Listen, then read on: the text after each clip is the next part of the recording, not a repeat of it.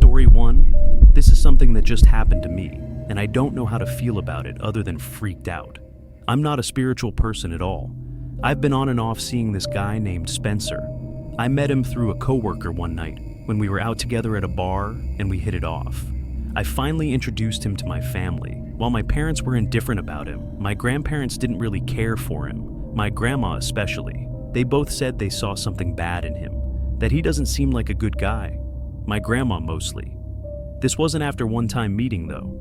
This was after I brought him around multiple times and everyone could get a good idea about him. And honestly, I started to see what they meant because Spencer and I would get into constant arguments and he would lose his temper fairly easy on me. For this, we'd be on and off constantly. There was one night that I felt like he was about to raise his hands to me, but he held back and then calmed down. This was when I said, "I'm done," and dropped him. Or so I thought I was going to. My grandma was especially happy and said I could do much better. Then she went on about how I should go find a nice Italian boy from a nice family like she always did. Anyway, not long after this, my grandma died of a heart attack. During my grieving, I hung a picture of my grandma up on my wall in my room to commemorate her. This was only a month ago. I had been having a horrible month, and out of weakness when Spencer reached out to me 2 weeks ago, I answered and we saw each other. We had been seeing each other every night these past 2 weeks, and I really thought he had changed because we hadn't argued a single time and I just felt safe around him. Well, only a few days ago, Spencer and I agreed to be official boyfriend and girlfriend, and that night, I woke up to a crash in my room. I panicked and flicked on the lamp, and it took me a moment to notice the picture of my grandma wasn't on the wall anymore. I got up and saw the frame had fallen to the floor and cracked. The picture frame I hung of my grandma had fallen and cracked on the night I agreed to date Spencer. I held the frame in my hand, my heart in my throat, my whole body shaking. I called Spencer the next day and told him, I think we should go our separate ways for a while, as my head isn't in the right place. And he blew up on the phone in anger. And that phone call proved my grandma was right about him. But that picture frame falling and breaking, what could have caused it? There was no draft in the room. Even as I imagined that it was somehow a sign from my grandma, do you realize how freaking scary that is?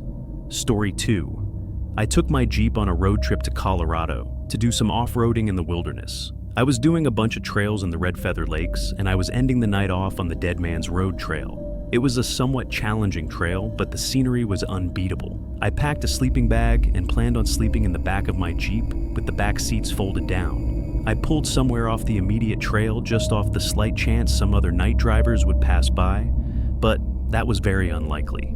I guess people can call me a weirdo for enjoying off-roading on my own and camping alone, but I've always liked doing things solo. I use the word camping because I do consider this to just be luxury camping. Instead of being in a tent, I'm in the back of my Jeep in the middle of the woods.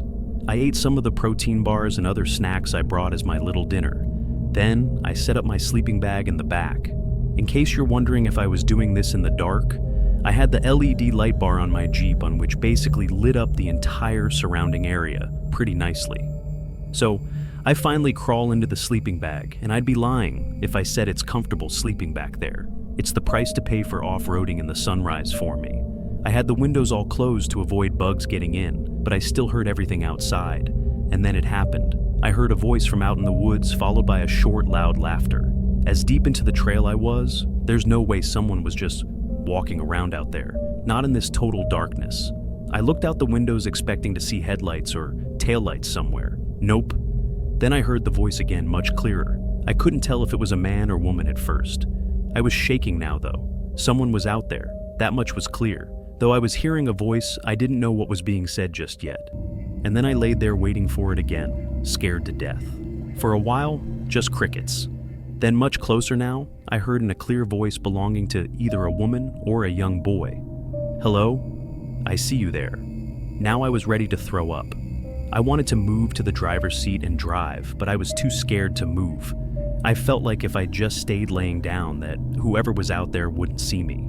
I know that makes no sense, but hiding and not moving was me clinging on to the hope that this wasn't actually happening.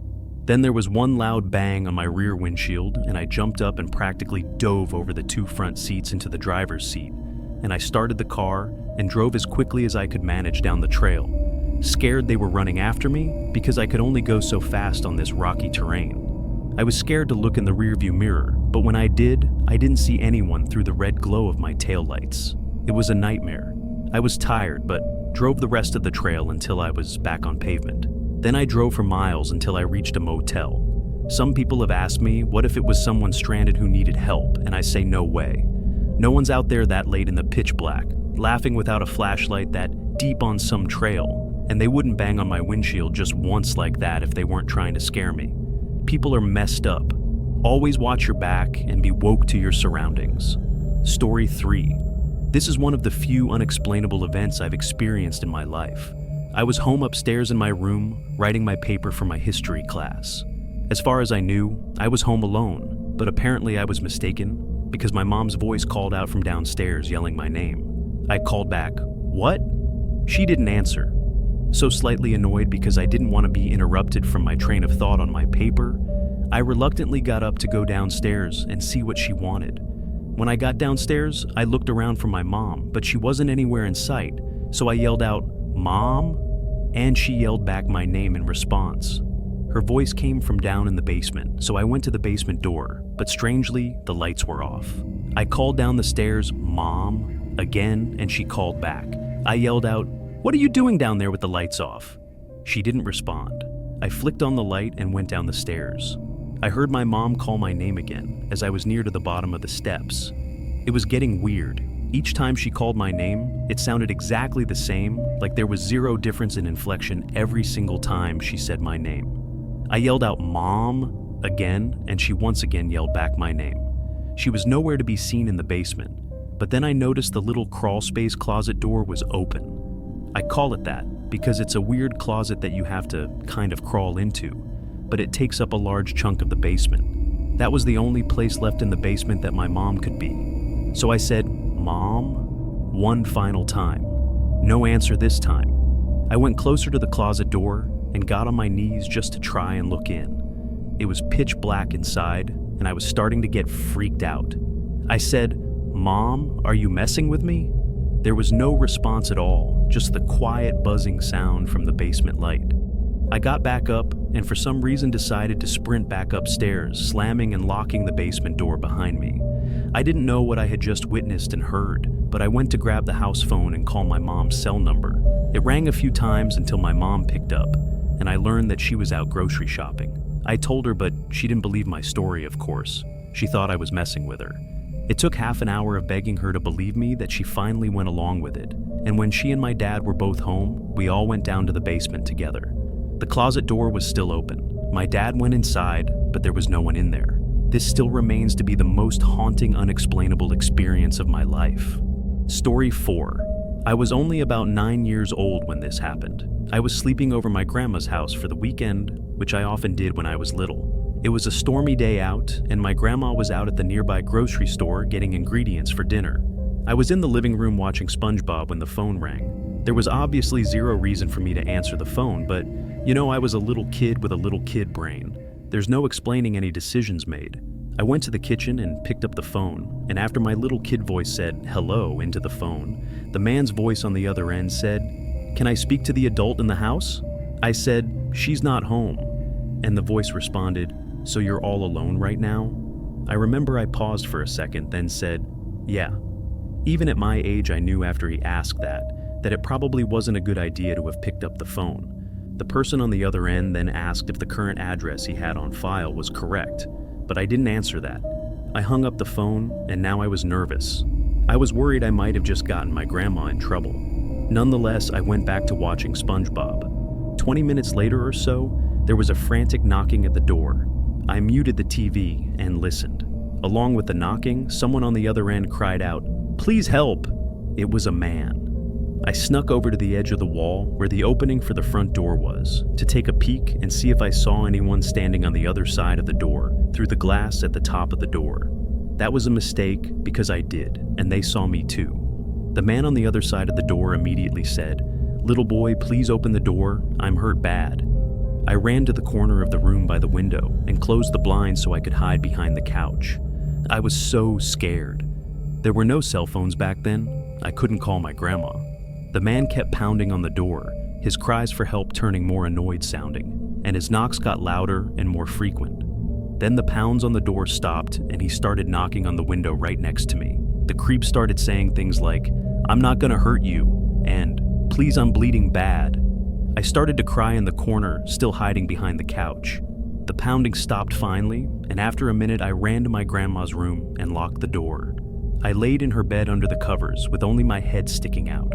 The rain hitting the windowsill and the occasional distant thunder was weirdly calming, at least for a little bit. The man on the other side appeared at one of the windows and started trying to lift it open. Thank God all the windows were locked. Now, I hid under the covers completely, and I don't think he saw me in there. This was the last time I saw or heard that man. 20 minutes later, I heard my grandma come in through the front door. I ran into her arms crying and apologizing and told her everything. She of course called the police, and when the officers needed me to give whatever details I could, my grandma called me into the room and I answered their questions. Then she sent me back off to the guest bedroom to watch TV. Unfortunately, that man was never caught for this, at least. My grandma never told my parents, and she told me not to tell them either, but she also never left me alone again any time I slept over after that, which wasn't many times. Long story short, I was one unlocked door away from undoubtedly being kidnapped. Story 5. I'm a father of 2 kids. They're 15 and 10. My wife was out of the house at the time of this happening. I was in my room taking a nap in the middle of the day. My older son is always in and out all day every day with his friends, so when I heard the front door constantly opening and closing, it didn't concern me. But eventually, when I heard the storm door slam shut for a 4th time, I started to get annoyed and whistled at him to quiet down. I started hearing other loud noises from across the hallway in the direction of my younger son, Keith's room. I imagined he was playing with his wrestling toys or something. Regardless, even with my door shut, the noise got to be too much. It was just like a constant thumping sound. Like, what could Keith possibly be doing? When I went across the hall to his room, the noise became more clear, and there was this literal thumping on the wall sound. I went into his room. The door was already opened. I said Keith's name angrily, but I didn't see my son. The man didn't fight back. He started yelling the psychotic mumbo-jumbo, proving his lacking sanity. I told Keith to go get the house phone while I held the man down. After calling the police, I was in that same position for at least 5 minutes before they arrived. The man just kept smiling and laughing and saying things that made no sense the entire time. The man was ill or on some serious drugs or both. I didn't press charges, and I'm sure he was taken somewhere to get the help he clearly needed and to get him off the streets. Story 6. I've had many night terrors in my life, and I've struggled with many sleeping disorders. Hell, I can't even count how many times I've experienced sleep paralysis. It's a truly disturbing thing. I've also woken to seeing spiders and other giant bugs in my bed countless times, for them to only disappear as I start to snap back to reality. But the hallucinations are always so real and vivid. I always find myself jumping out of my bed, screaming, throwing pillows at the non-existent bugs. And don't even get me started on the constant nightmares I have. There was one stressful week of school that I was up to my ears in homework with all my classes, and I was admittedly exhausted mentally and physically. With half of my assignments due the next day, which was Friday, I was up extremely late for a school night. It had to be like 3 a.m., and I had to be up in 3 hours. When I finally finished all my assignments, I literally crashed into bed, and I was out cold faster than I could remember.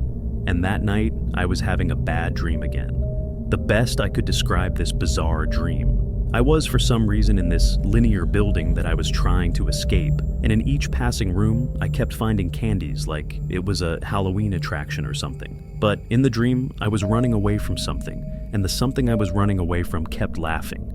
It was a child's laughter, and it sounded like it was coming from everywhere. What caused me to wake up was when I made it to what was presumed to be the final door of the building.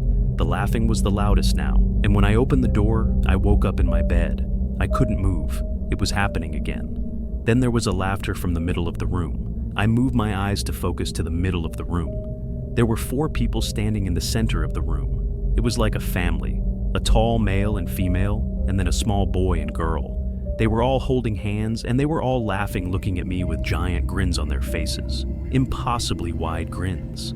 And as I felt this tight pressure in my chest, which is common in sleep paralysis, I started to feel like they were getting bigger, or just getting closer, like they were all floating towards me. When my body finally permitted, I threw the sheets off of me and threw my pillows into the middle of the room and screamed, but the pillows had nothing as the four figures were gone and the horrible laughing had stopped. I had never experienced a hallucination like that, and I have had sleep paralysis many times. I had to see my doctor the next day, who prescribed me new medication. Since then, I've still had my share of night terrors, but nothing even close to that.